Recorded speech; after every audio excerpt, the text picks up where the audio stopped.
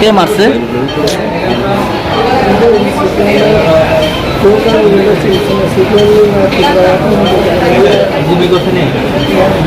কয়জনটা মারছে?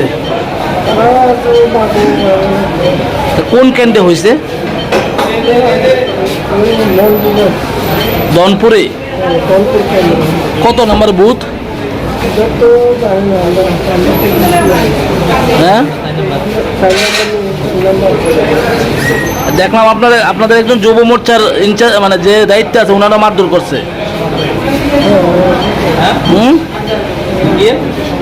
তোমরা আমরা শুনছিলাম তারা হসপিটাল আছে, কি হয়েছে এটা কইছে না, কইছে এখন লইয়া যাও ইমার্জেন্সি, এখন লইয়া যাও, তোমরা গার্জেন নিয়ে কথা বলার চান্স নাই, এদিকে অনেক লোক।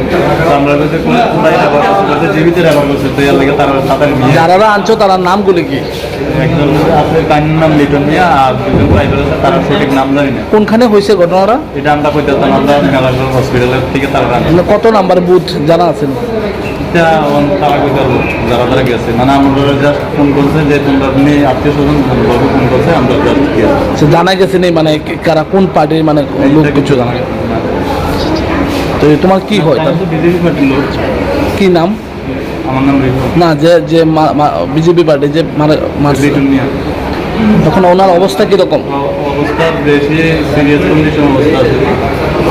কে বা কারা মারছে কিছু জেনে গেছে? এই এলাকা মানে এই জায়গাতে আরো কতজন আহত আছে? প্রায় আছে প্রায় 15-16 জনের মতন, তারা নিয়ে যেতেছে সিরিয়াস।